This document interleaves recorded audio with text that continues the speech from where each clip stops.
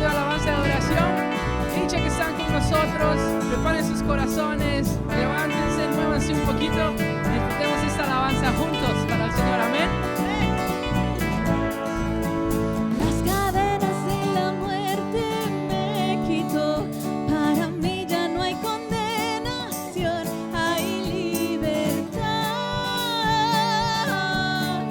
libertad. Siendo esclavo del pecado me libró, en la cruz compró mi redención y libertad, libertad. Rompió mis cadenas, me dio vida nueva y al fondo del mar echó mi maldad, lavó mis pecados y me ha perdonado. Solo en el nombre de Jesús hay libertad.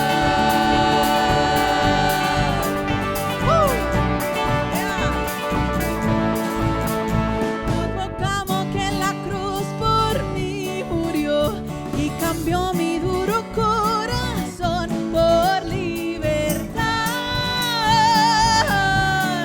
libertad.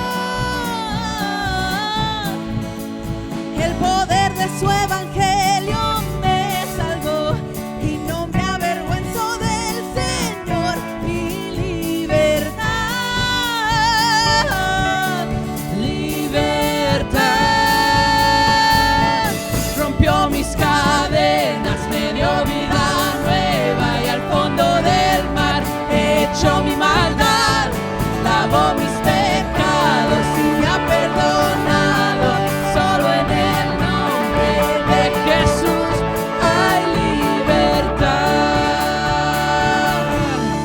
Al que elijo hasta libre, es libre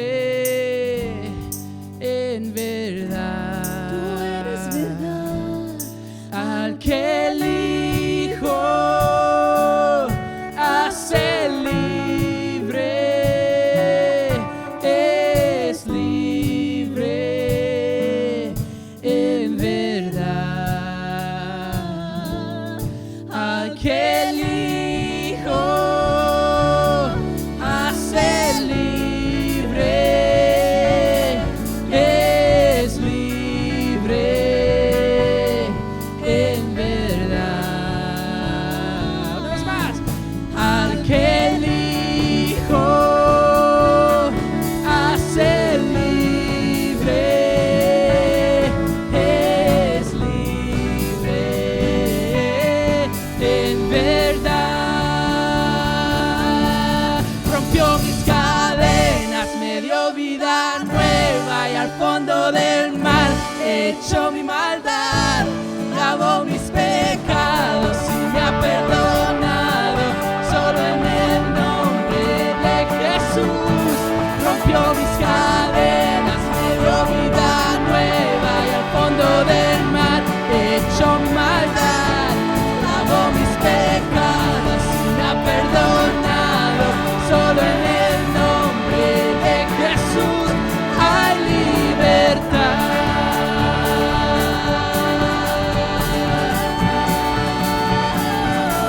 Hay libertad.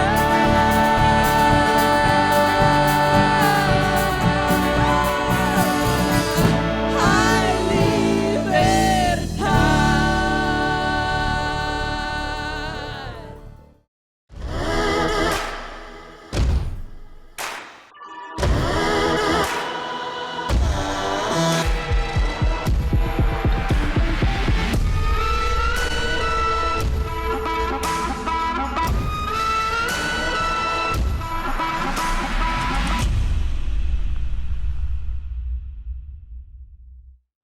Bienvenidos, un año nuevo. Una vez más con ustedes, gracias por dejarnos entrar a sus hogares y tener la oportunidad y el privilegio de compartir la palabra del Señor con ustedes. Un nuevo año con nuevos retos, porque el año pasado ya fue un reto completamente en sí mismo. Pero un nuevo año yo creo que nos impulsa a seguir ofreciendo el Evangelio de Cristo a todas las personas a través de este medio y a través de otros medios. Tenemos nuevas expectativas para nuestra congregación, nuevos planes de cosas que queremos llevar a cabo para seguir alcanzando personas para el reino de los cielos, seguir siendo las manos y los pies de Cristo en medio de una comunidad y una sociedad que sufre y una sociedad que tiene tantas posturas, tantas posiciones, tanta controversia. En medio de toda esta controversia, en medio de todas estas posturas, usted y yo posiblemente nos hemos visto atrapados.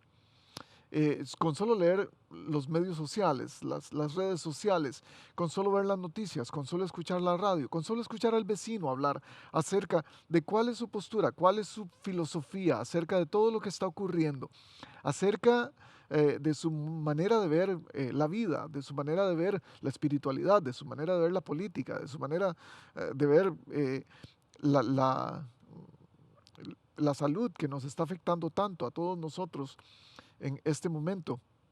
Con tanta postura espiritual, con tanta postura religiosa, con tanta postura social, política, a veces nos sentimos que necesitamos defendernos en medio de una sociedad que está a la expectativa para atacar, para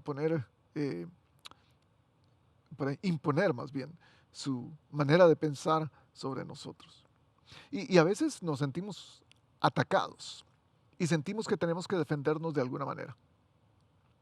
Me llama mucho la atención porque algunos de nosotros queremos responder al ataque directamente con otro ataque, con una defensa, con una excusa, con algo que defina en dónde estoy parado y por qué no deberías estar atacándome. Un ejemplo muy claro son mis hijos. Mi hija tiene 7 años y generalmente cuando le llamo la atención, muchas veces ella en lugar de responder diciendo humildemente, claro que sí, voy a atender tu llamado, voy a atender tu regaño, si fuera el caso, ella más bien me hace una pregunta. No contesta mis preguntas sobre los juguetes que se quedaron regados en el pasadizo o en el suelo. No contesta mis preguntas de por qué su cuarto es un desorden o por qué pasó lo que pasó, por qué su hermano está llorando. Más bien busca una manera de defenderse. Y me da buenos argumentos.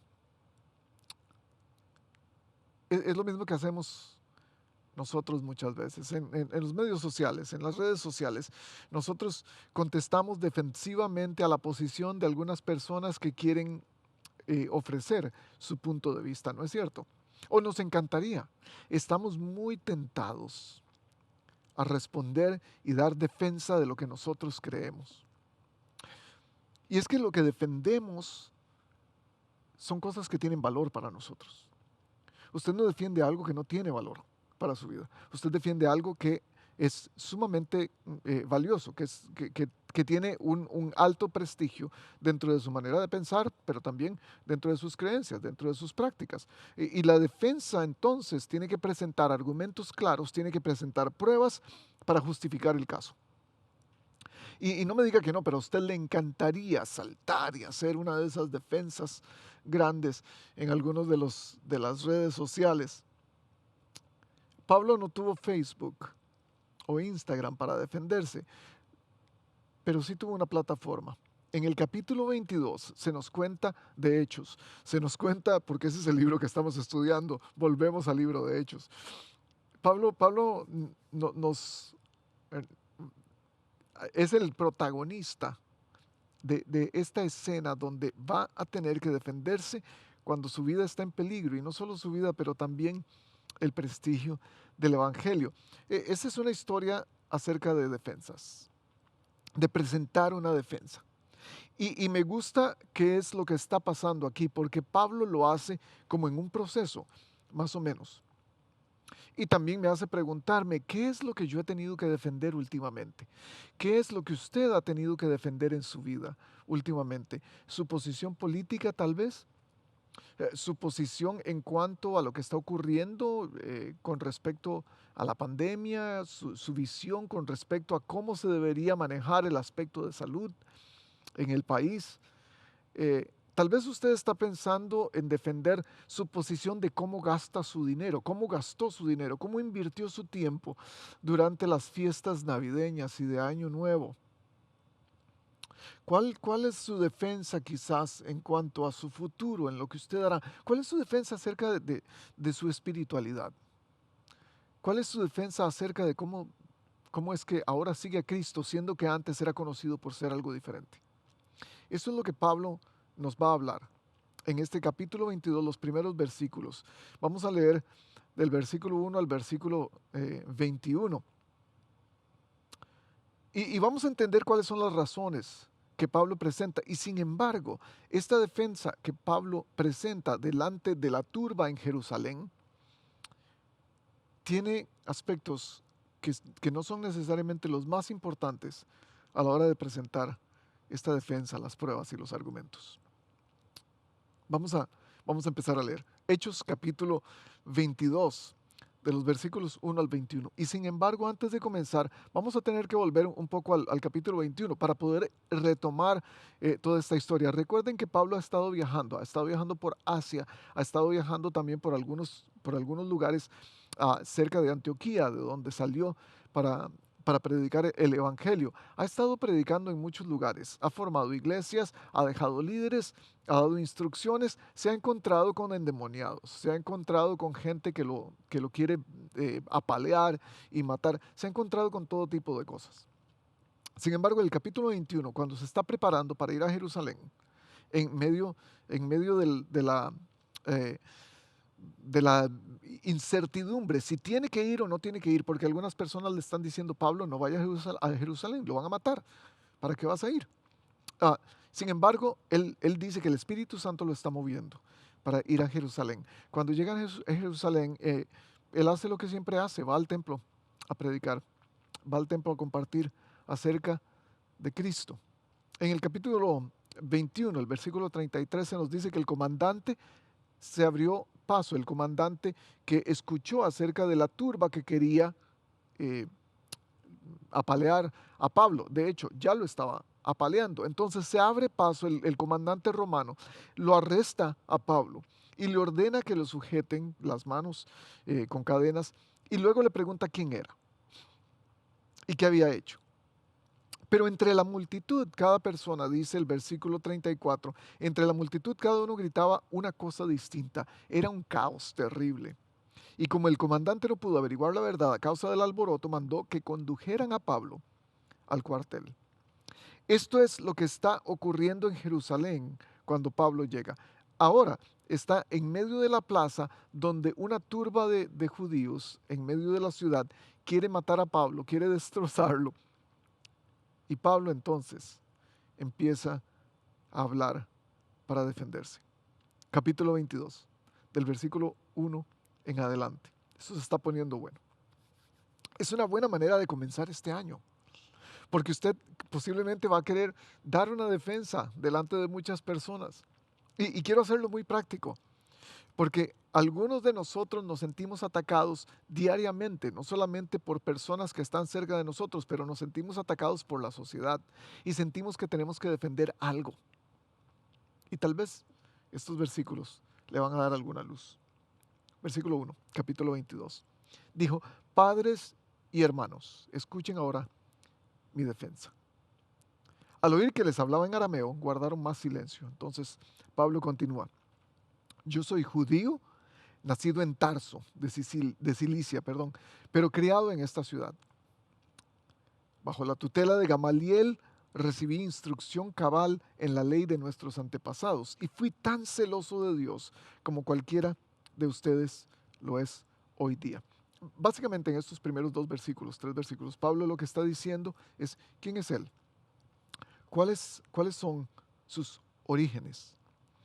Y esta es la primera parte de la defensa, decir cuáles son sus orígenes, qué es lo que ha conseguido, quién es, qué es lo que le da autoridad para estar hablando. Entonces esto da un contexto. Pablo les dice, yo nací judío, soy judío, entonces les dice cuál es su raza, cuál es su herencia cultural, le dice el lugar donde nació, nací en Tarso. Eso les va a hacer entender que es un ciudadano romano.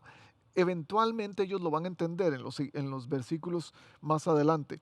Ellos lo van a entender porque hasta el momento no lo habían visto y no estaba bien apalear a un ciudadano romano. En fin, ah, hay un contexto que se necesita dar para que podamos entender cómo defendernos o que la gente pueda entender nuestra defensa. Tenemos que dar un contexto. ¿Quién es nuestra familia? ¿Cuáles son los lugares donde estuvimos? ¿Dónde nací? ¿Qué he hecho? ¿Cuál es mi formación? Pablo les dice que él ha estado estudiando debajo de Gamaliel. Gamaliel es uno de los grandes estudiosos de la Biblia de entonces. Hay escritos que no son bíblicos que mencionan su nombre eh, en muchas ocasiones. Es una escuela también, una escuela de pensamiento filosófico y teológico de los judíos. Es judío, entonces tiene una herencia cultural y racial, es nacido en Tarso, es ciudadano romano y es entrenado por Gamaliel, es un celoso religioso, es un fariseo en realidad, gente que se va al extremo para defender, palabra clave, para defender su fe. Y yo no sé cuáles son los argumentos de su origen. ¿Cuáles son los argumentos que usted podría decir, este soy yo nací aquí, soy de tal familia, este es mi apellido, esta es mi formación y eso me va a ayudar a defenderme? Me acuerdo muy bien en los años 80 cuando estaba creciendo como un jovencito. Alguna vez salía a alguna actividad pública y mi papá en ese entonces trabajaba con la fuerza pública de mi país, de Costa Rica. Por alguna razón, él había recibido el título de mayor. Entonces, todos lo conocían como el mayor Azofeifa. Por alguna razón, él, por sus contactos, nos había traído a mis hermanos y a mí ropa camuflada de la que usa el ejército. Entonces, yo muy orgullosamente ese día, salí a una actividad pública, en una plaza pública, salí para vistiendo mis pantalones camuflados.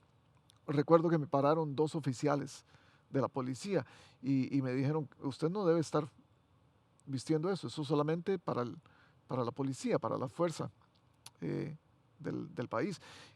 Aunque mi país no tiene ejército, si usted sabe algo de Costa Rica, es la fuerza militar, es la policía. Entonces, lo primero que le dije es, usted no sabe quién soy yo. Y él me dice, bueno, por supuesto que no sé. Me dice, bueno, yo dije, yo soy hijo del mayor Azofeifa. Y él se me quedó viendo impresionado de frente. Y yo dije, ya lo agarré. Y él me pregunta, ¿y quién es el mayor Azofeifa? Muchos de nosotros tenemos la defensa o nos defendemos trayendo a colación quiénes somos. Nací en una iglesia cristiana. Yo tengo casta de cristiano. He estado toda mi vida en la iglesia. ¿Cómo se le ocurre a alguien atacarme si yo he sido hijo de pastora? Si yo he sido diácono? Si yo he tenido tal posición. Pongámoslo en otras esferas de la vida. ¿Cómo se le ocurre atacarme si yo soy profesional en esta área? Yo sé de lo que estoy hablando. ¿Cómo me vas a hablar de la salud si yo he sido farmacéutico durante muchos tiempos? Nuestros orígenes pueden ser una fuente de orgullo y nos pueden llevar, a un camino sin salida, porque en realidad al fin de la historia son solamente cosas que han ocurrido. Nos caracterizan, por supuesto, pero no son necesariamente un reflejo de quiénes somos ahora mismo. Solo definen de dónde venimos, pero no dan fe de lo que nos hemos convertido. Son un pase libre, un salvoconducto que queremos usar, una carta debajo de la manga que queremos usar. Y sin embargo, Pablo usó eso, pero se quedó hasta allí. Solo usó 3 versículos para hablar de esto. En Filipenses 3, él ve esto desde una perspectiva completamente diferente. Él dice, yo tengo motivos para tal confianza, le dice a la gente de Filipenses. Si cualquier otro cree tener motivos para confiar en esfuerzos humanos, yo más. Y les da su currículum vitae. Circuncidado al 8º día del pueblo de Israel, de la tribu de Benjamín, hebreo de pura cepa en cuanto a la interpretación de la ley, fariseo. En cuanto al celo, perseguidor de la iglesia. En cuanto a la justicia que la ley exige, intachable. Sin embargo, dice Pablo en Filipenses 3, todo aquello que para mí era ganancia, ahora lo considero pérdida por causa de Cristo. No quiero mi propia justicia que procede de la ley, sino la que se obtiene mediante la fe en Cristo, la justicia que procede de Dios basada en la fe. Lo he perdido todo, dice, en fin de conocer a Cristo. Más adelante dice, lo considero basura, lo considero estiércol, lo considero nada. Entonces, está su defensa basada en sus orígenes. Ese es su mayor defensa que puede dar. Ese es su más grande argumento. Yo creo que tenemos que tener cuidado, porque muchas veces pensamos que solo por ser cristiano, por haber estado en la iglesia, tenemos que merecer un respeto especial para defendernos delante de los demás. No necesariamente, mi gente. Algunas veces pensamos, es que soy joven y sé lo que está pasando actualmente, lo sé todo. No necesariamente.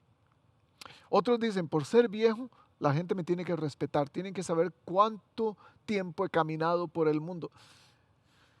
No necesariamente, porque a veces confiamos demasiado en nuestros orígenes, a pesar de que no identifican nuestro presente. Nuestros orígenes no necesariamente ahora identifican en lo que nos hemos convertido hoy. Pablo lo usa, pero no es su mayor defensa. Y entonces continúa y nos da otra defensa, otro argumento para defenderse, y es su pecado. Lo que ha hecho mal. Y nos dice en el versículo 4, perseguí a muerte a los seguidores de este camino, arrestando y echando a los hombres y mujeres por igual. Así lo pueden atestiguar el sumo sacerdote y todo el consejo de ancianos. ¡Wow! Tenía más testigos en contra de él que a favor.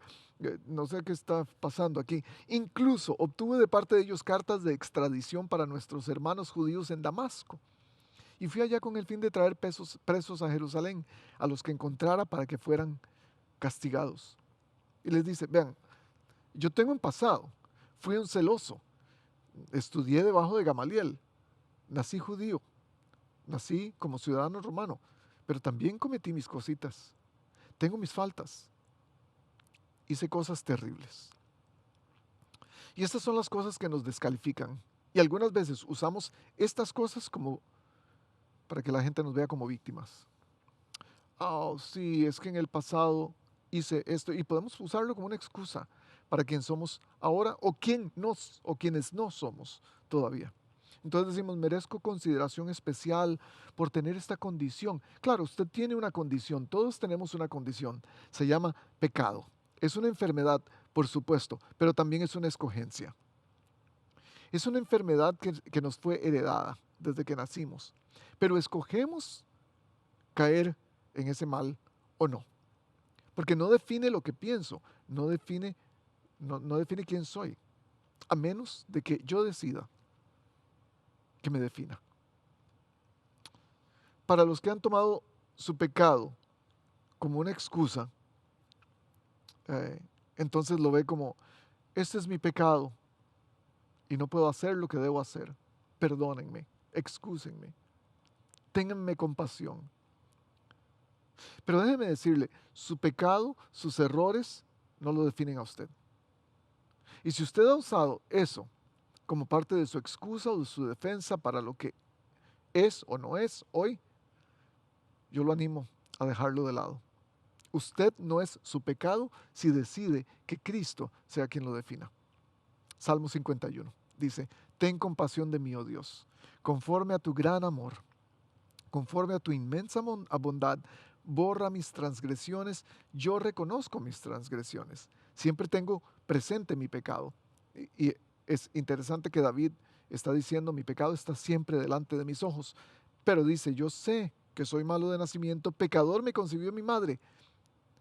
Y si se quedara ahí diríamos, este nos está jugando un paso de víctima. Pero en el versículo 10 del Salmo 51, él dice, crea en mí, oh Dios, un corazón limpio. renueva la firmeza de mi espíritu. No me alejes de tu presencia, no me quites tu Santo Espíritu. El sacrificio que te agrada es un espíritu quebrantado. Tú, oh Dios, no desprecias al corazón quebrantado y arrepentido. No podemos olvidar lo malo que hicimos en el pasado. No podemos olvidar las cosas que están escondidas en lo más profundo de nuestros secretos y que no se los hemos dicho a nadie posiblemente, y sin embargo que nos carcomen la mente y la memoria una y otra vez. Usted no es esas cosas. Esa no es su definición y no lo podemos olvidar. Pero a Dios le importa más lo que usted está dispuesto a hacer que lo que usted haya hecho antes. Pablo pudo haber tomado esa como su defensa. Ay, este es mi pecado. Perdónenme, déjenme ir. Vean lo que hice antes. Yo antes era tan malo como ustedes.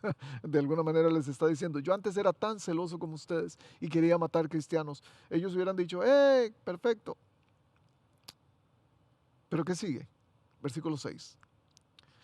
Sucedió, dice Pablo, que a eso del mediodía les está contando su experiencia. Cuando me acercaba a Damasco, una intensa luz del cielo relampagueó de repente a mi alrededor. Caí al suelo y oí una voz que me decía, Saulo, Saulo, ¿por qué me persigues? ¿Quién eres, Señor? Pregunté.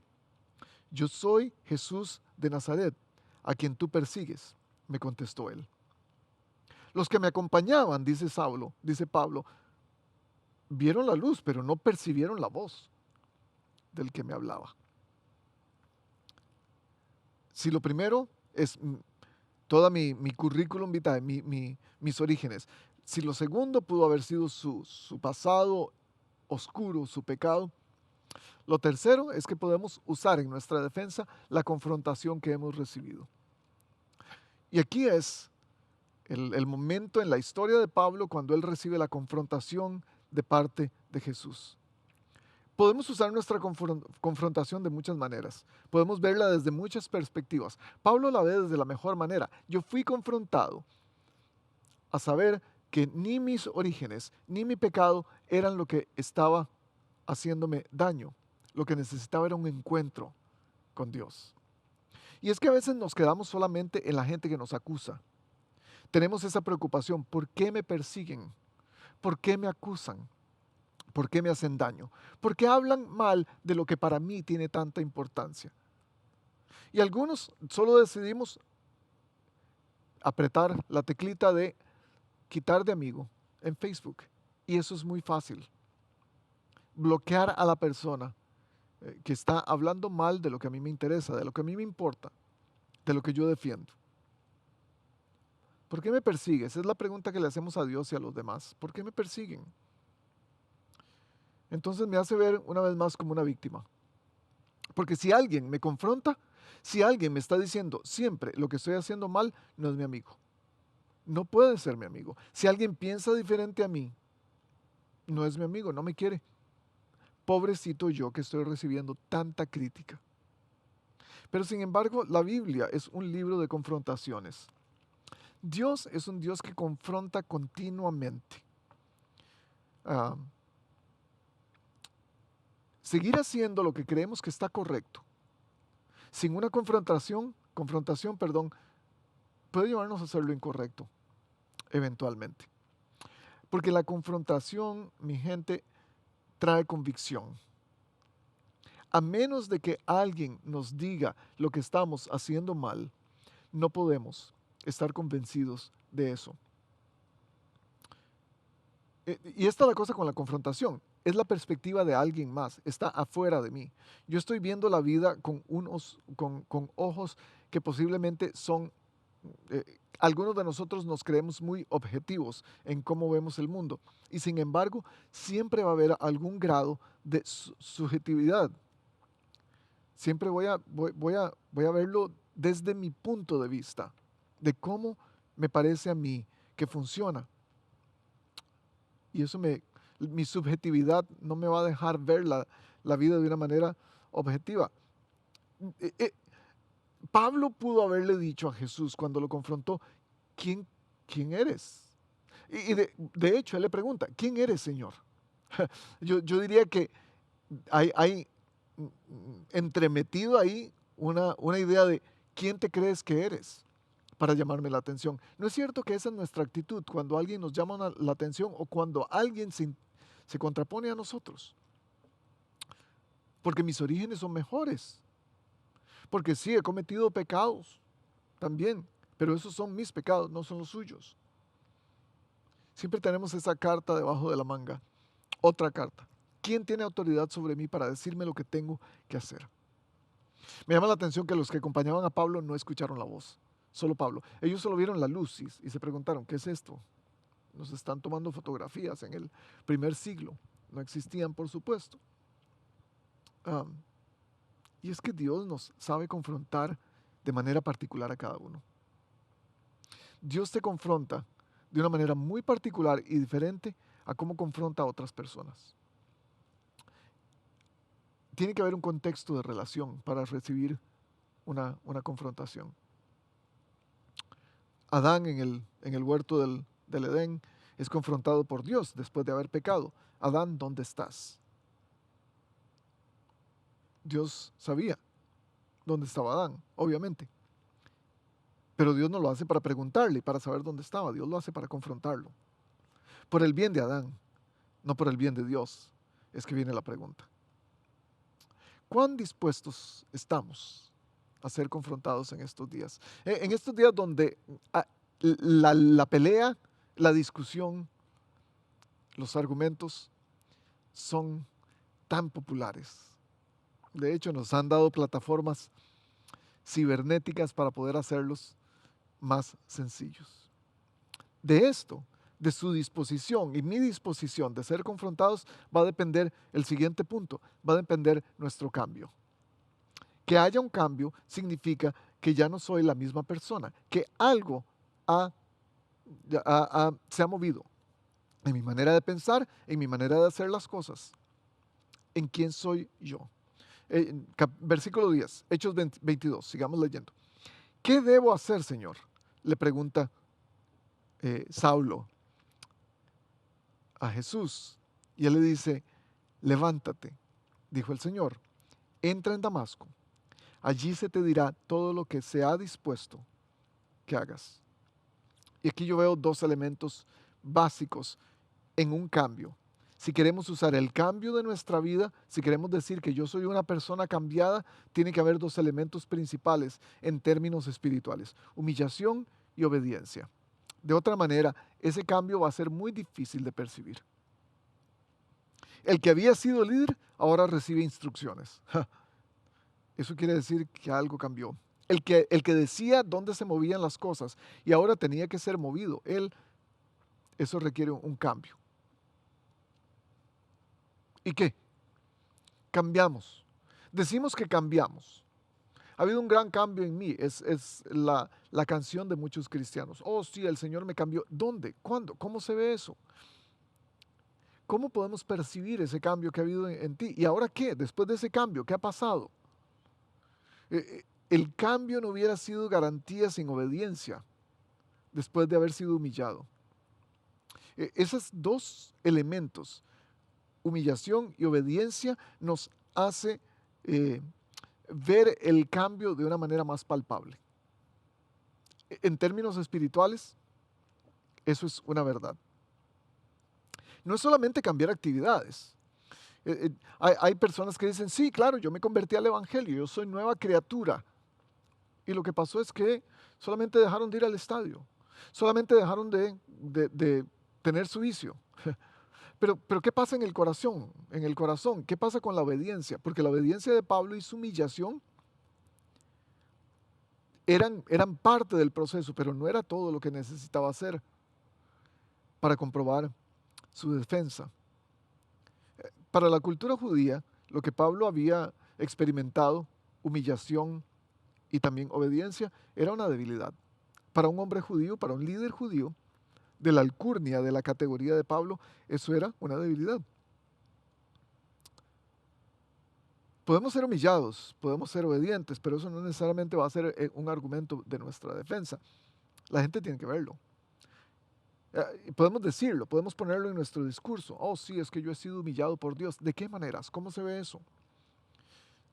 Hay muchos creyentes que queremos ser humillados, pero que no queremos ser obedientes. Hay otros creyentes que quieren ser obedientes, pero no quieren ser humillados. ¿Qué está en tu defensa? ¿Cuál es el cambio que estás mostrando en tu defensa? Cuando quieres defender el Evangelio de Cristo, ¿cuál es el cambio que puedes ofrecer en tu vida? ¿Cuál es el cambio que la gente puede ver, que puede palpar directamente? Si tenemos que decir, miren cuánto he cambiado, es posible que el cambio no sea tan evidente. Hay que recordar que el cambio es un proceso, no es un evento. Hay gente que cambia del día a la noche.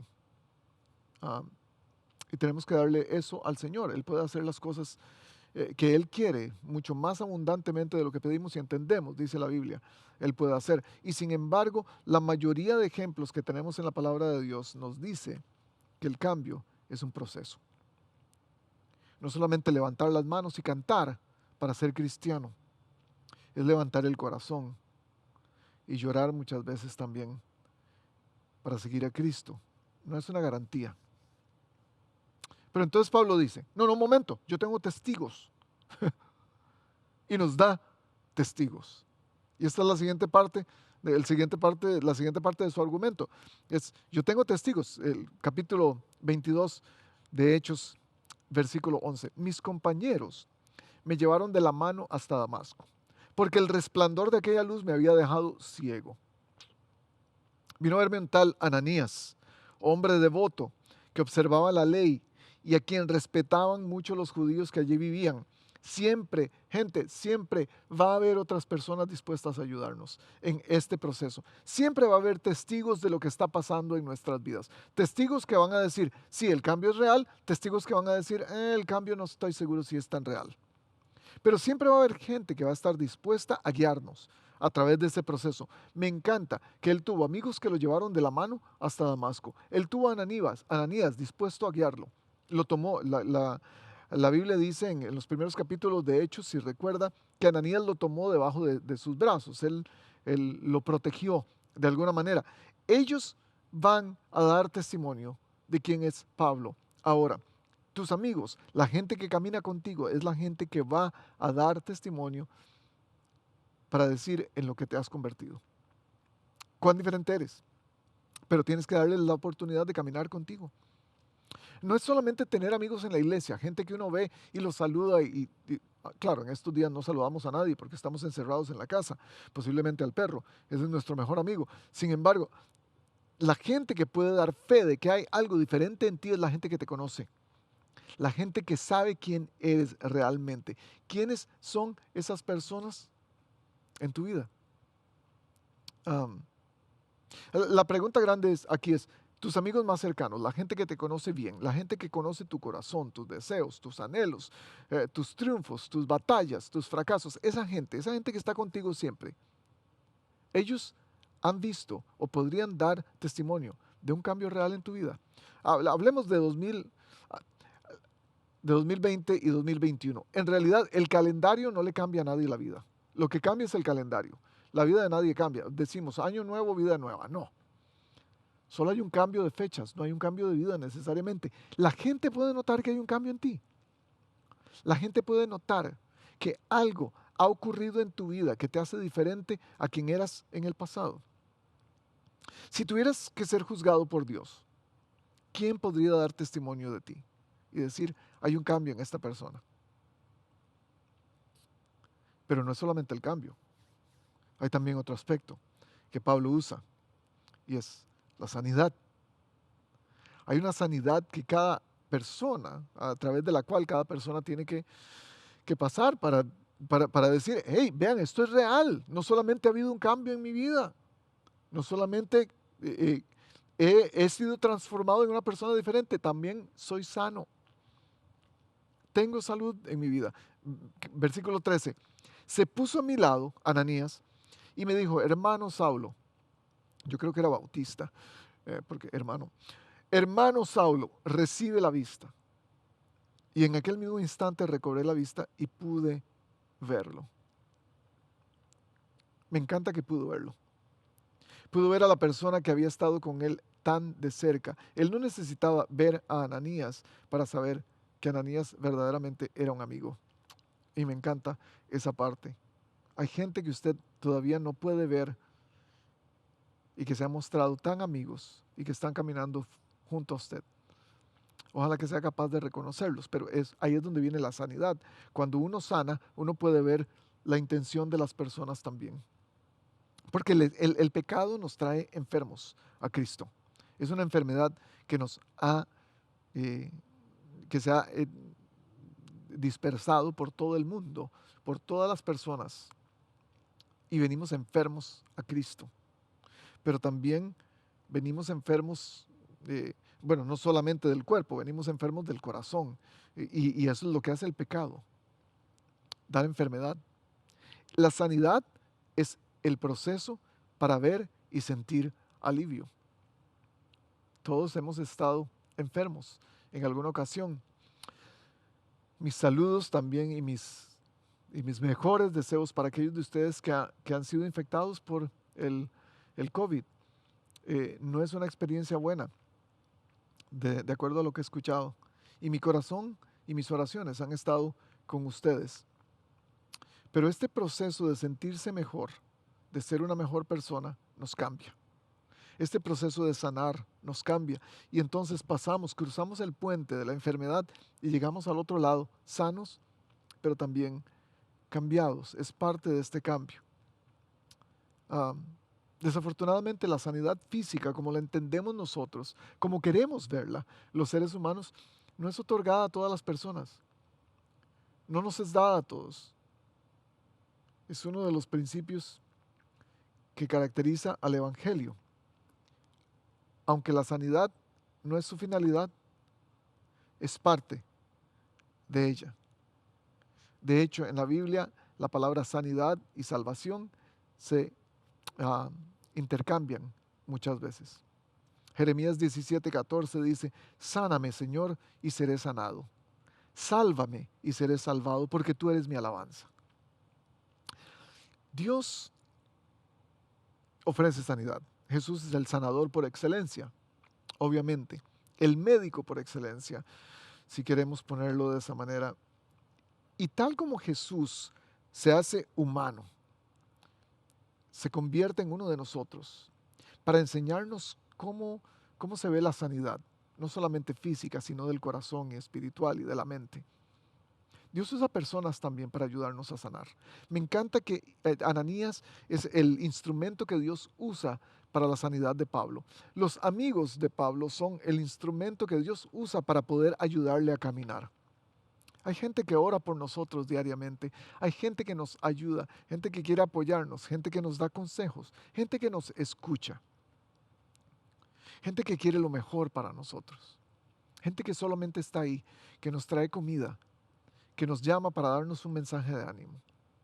Hay gente que sana, porque la sanidad no es solo espiritual. En este contexto de que nos está hablando Hechos, la sanidad es física, la sanidad de Pablo es física, por sus ojos, estaba ciego. Dios usa personas para sanarnos en todos los aspectos, espirituales y también físicos. Él usa médicos para ayudarnos a recobrar nuestra salud. Les da la sabiduría suficiente en el arte, en la ciencia médica para poder traernos sanidad. Él usa consejeros, él usa terapistas, usa masajistas, usa pastores, usa amigos, usa maestros, usa músicos para ayudarnos a sanar. ¿Quién ha sido tu ayuda durante este tiempo de pandemia? Durante este tiempo tan duro? ¿Quién ha sido tu ánimo? ¿Quién ha sido tu amigo fiel?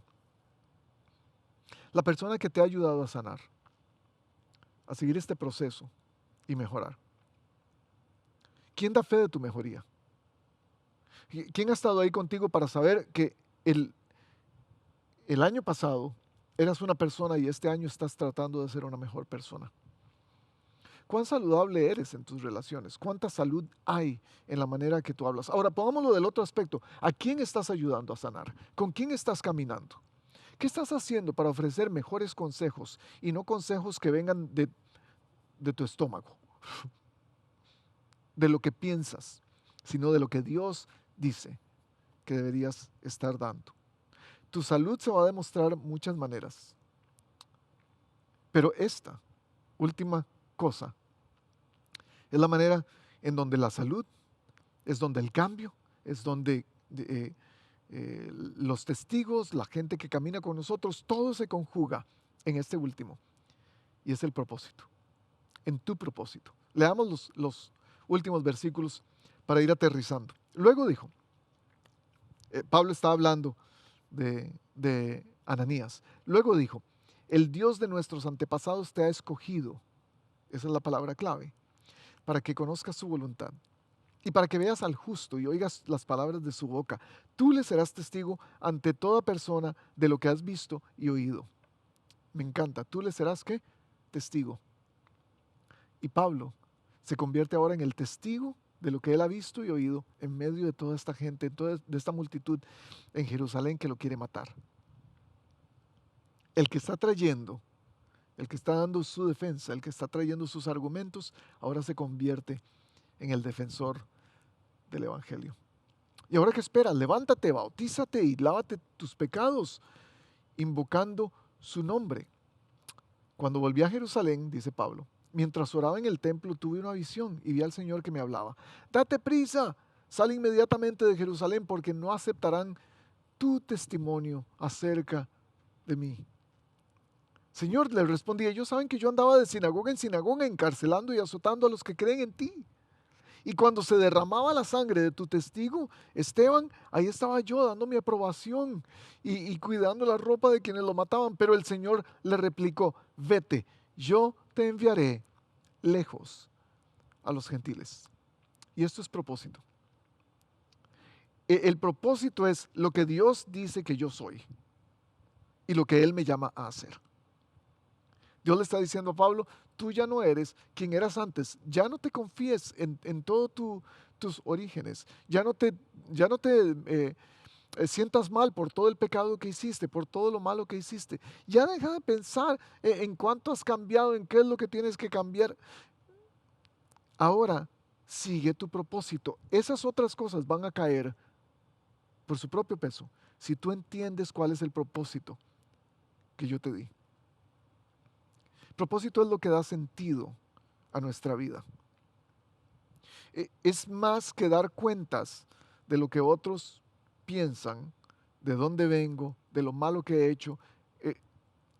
Es mucho más que eso, es más grande que la sanidad que he recibido.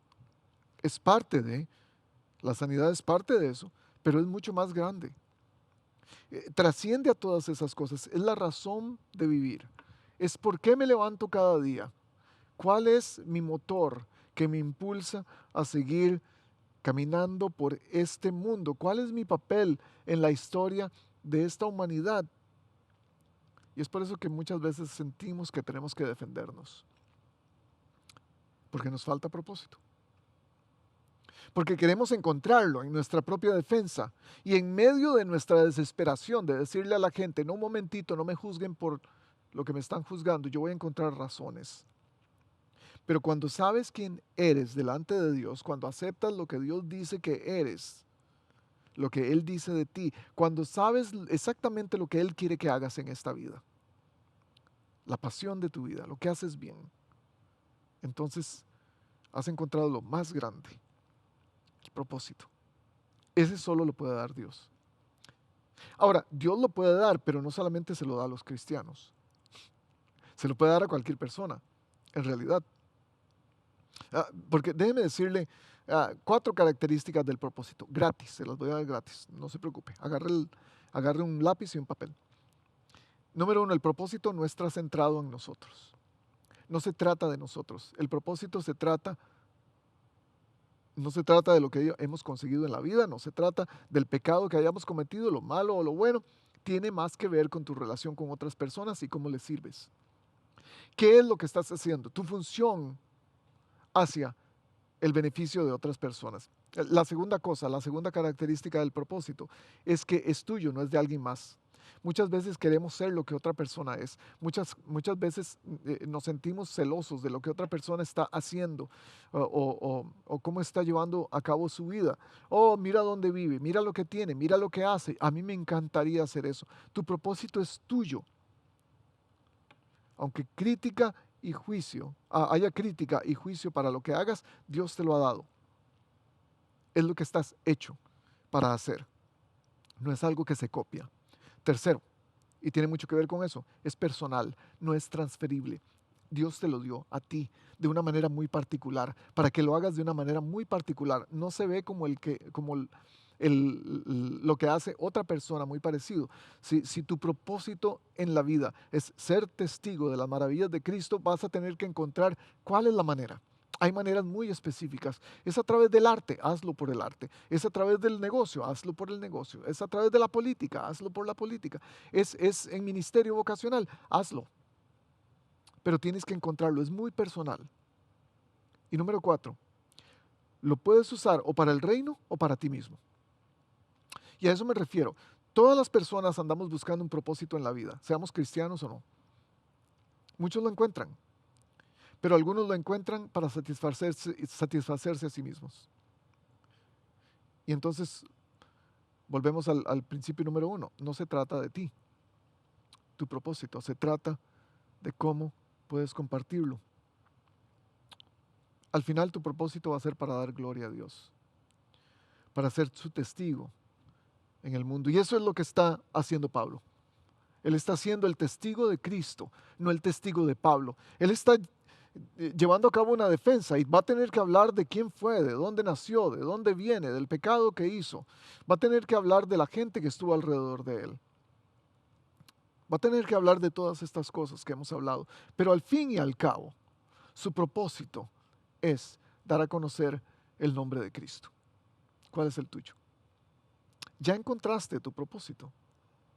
¿Para qué estás aquí en el mundo? ¿Para qué te levantas todos los días? ¿Hay algo en particular? ¿Te levantas con pasión o te levantas renegando? Porque tu defensa delante de un mundo que critica todo lo que haces,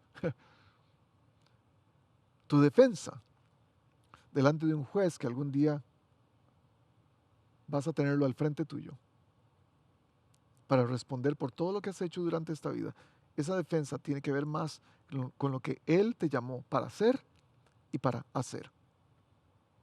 Delante del mundo hay mucho que defender.